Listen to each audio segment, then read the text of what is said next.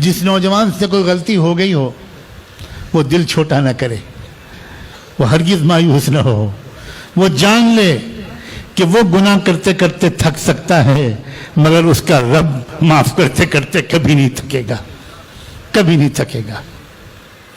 مت مایوس ہو میرے عزیزو، یہ شیطان ہے جو تمہیں مایوس کرنا چاہتا ہے۔ اگر پھر گناہ ہو جائے معافی مانگنے کے بعد پھر معافی مانگ لینا، اور پھر ہو جائے اور پھر معافی مانگ لینا، اور پھر ہو جائے اور پھر معافی مانگ لینا۔ واہ رے رب، جب بار بار گناہ کر کے بندہ مانگتا ہے تو بعض فرشتے بھی کہنے کے لگتے ہیں کہ اللہ تعالیٰ یہ تو بار بار گناہ کر کے معافی مانگ رہا ہے۔ تو جانتے ہو اللہ میاں جواب کہہ دیتے ہیں، اللہ کہتے ہیں کہ اتنا تو ہے کہ وہ اس کو یہ تو پتا ہے کہ اس کا ایک رب ہے جو معاف کر دے گا۔ اللہ اکبر، اللہ اکبر، لقد عرف ان له ربا یغفر له، اس کو اتنا تو پتا ہے کہ اس کا ایک رب ہے جو معاف کر دے گا۔ اس کریم رب نے تو یہاں تک کہہ دیا، سن میرے بندے، سن میری بندی، اپنے گناہوں سے بہت پریشان ہے، سن، زمین سے آسمان تک کی فضا اگر تیرے گناہوں سے بھر گئی، پوری فضا بھر گئی، اور تب بھی اگر ایک بار تو مجھ سے کہہ دے گا معاف کر دے، میں تیرے آنسو آنکھ سے نکل کر گال پر جانے سے پہلے معاف کر دوں گا۔ کیا کریم رب ہے اور کیا پیارے رسول ہیں، اللہ اکبر۔ قیامت کے دن ایک بندے کو بلائے گا اللہ تعالیٰ، اس کے بارے میں پہلے فیصلہ ہوگا اس کو جنت میں بھیج دو۔ وہ آدمی حیرت سے کہے گا کہ میں اور جنت، میں بہت گنہگار، اس کو یقین ہی نہیں آئے گا۔ فرشتے کہیں گے کہ بھئی ہم کو حکم ہے آپ کو جنت میں پہنچائیں۔ وہ بیچارہ اصرار کرے گا کہ بھئی مجھے شک ہے، مجھے نہیں لگتا کہ میں جنت میں جاؤں گا۔ فرشتے اللہ سے عرض کریں گے، اللہ تعالیٰ کہیں گے اس بندے کو میرے پاس لے کے آؤ۔ اللہ اکبر، اللہ وراء البراء ہیں، اللہ جانے اس کی کیا تفصیل ہے۔ اور اللہ تعالیٰ کہیں گے کہ پردے کھینچ دو میری طرف، چاروں طرف۔ اب بندہ اور ڈرے گا، کانپے گا کہ کیا مطلب، ایک دم اکیلے میں اللہ کے سامنے کھڑا ہونا پڑے گا، کوئی میرا ساتھ دینے والا نہیں، میں کیا جواب دوں گا، حساب کتاب اللہ خود لیں گے، کیا ہوگا۔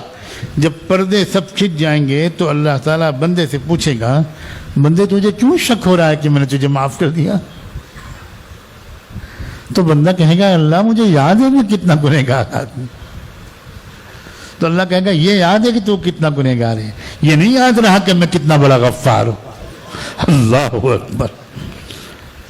سن، ایک بار کچھ تیری بیوی غصے میں آ گئی تھی اور اس نے کچھ ایسا کہہ دیا تھا، کر دیا تھا کہ تجھے بہت غصہ آیا تھا، لیکن ایک دم سے تجھے خیال آ گیا کہ اللہ کی بندی تو ہے، کہ انسان ہی تو ہے، میں معاف کر دوں۔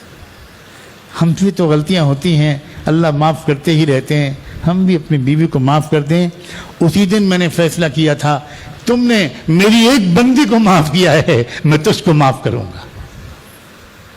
کیا سبحان اللہ، اللہ کے معافی مانگنا، اللہ کے معافی لے لینا واقعی بہت آسان ہے۔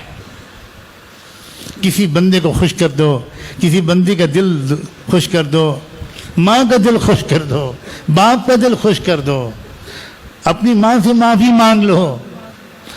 آج تو میں یہ نصیحت کرتا ہوں کہ آپ یہاں جائیں، جانے کے بعد سب سے پہلے، بلکہ اور اچھا ہے کہ پہلے ہی فون کر کے اپنی ماں اور باپ سے، اگر زندہ ہیں تو آپ کہیے کہ شعبان کی رات آ رہی ہے، اس رات بھر بھی میں دعا مانگوں گا، اگر آپ مجھ سے ناراض رہیں گی امی تو میری مغفرت نہیں ہوگی۔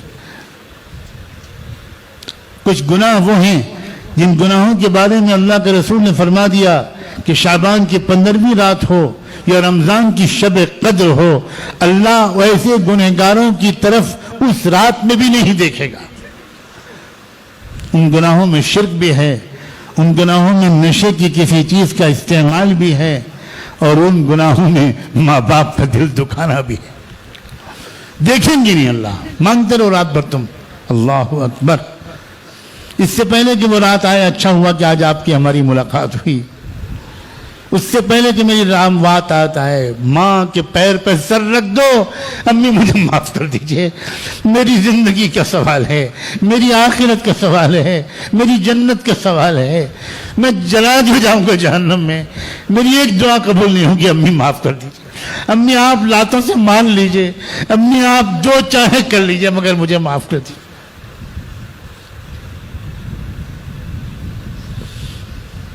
کہاں ہے وہ نیک سعادت مند اولاد جو ماں جیسے ہی لیٹے اور پہنچ جائے بیٹی فوراً ماں کہے بیٹے بیٹے تم اپنے پڑھو, تم کو امتحان کی تیاری کرنی ہے. بیٹی کہے امی کیسی بات کرنی ہے آپ, میں آپ کے سر میں تیل لگاؤں گی, جب تک آپ کو اچھی سی نیند نہیں آ جائے گی میں جاؤں گی نہیں. ہائے ہائے. کہاں ہیں وہ اولادیں جو اپنی ماں کو محبت سے دیکھیں؟ کہاں ہیں؟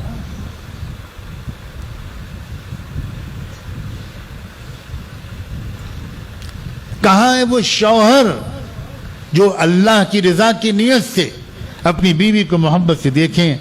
کیا پیارے رب ہیں اللہ.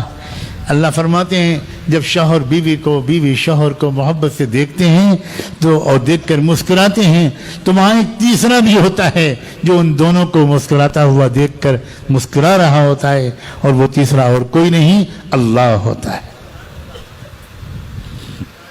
گھروں میں خوشیوں کا ماحول بناؤ.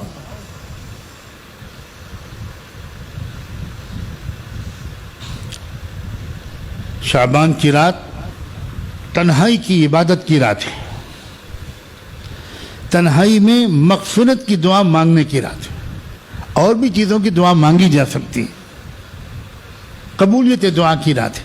لیکن حضور صلی اللہ علیہ وسلم نے اس پوری رات میں سب سے زیادہ اپنی مغفرت کی دعا مانگی. عجیب کیفیت میں گزری ہے وہ رات.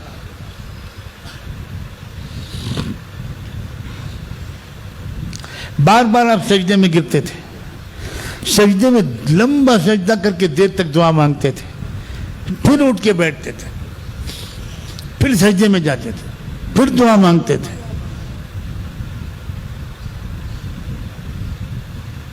اور عجیب الفاظ ہیں ان دعاؤں کی. وَعَفِّرُ وَجْهِي لِلتُّرَابِ لِسَيِّدِي. اللہ اکبر. میں اپنا چہرہ مٹی میں رگڑ رہا ہوں اپنے مالک کے سامنے. یہ اللہ کے رسول کے الفاظ ہیں.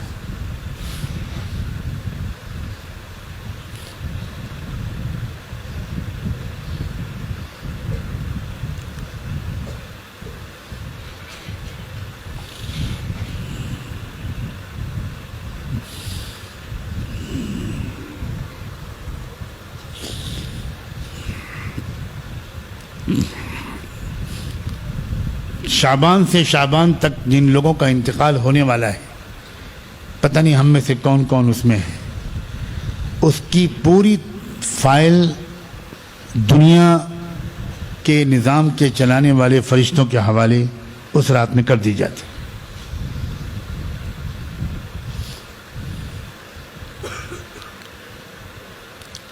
شعبان کے مہینے میں ہم بندوں اور بندیوں کے اعمال اللہ کے سامنے سال بھر کے اعمال پیش ہوتے ہیں. یہ سال بھر کی بیلنس شیٹ اللہ کے سامنے پیش کی جاتی ہے. جب حضور سے کسی نے پوچھا کہ آپ شعبان اتنی کثرت سے روزے کیوں رکھتے ہیں, تو آپ نے فرمایا کہ شعبان کے مہینے میں بندوں کے اعمال, سال بھر کے اعمال اللہ کے سامنے پیش ہوتے ہیں. میں چاہتا ہوں میرا اعمال نامہ جب پیش ہو تو میرا روزہ ہو.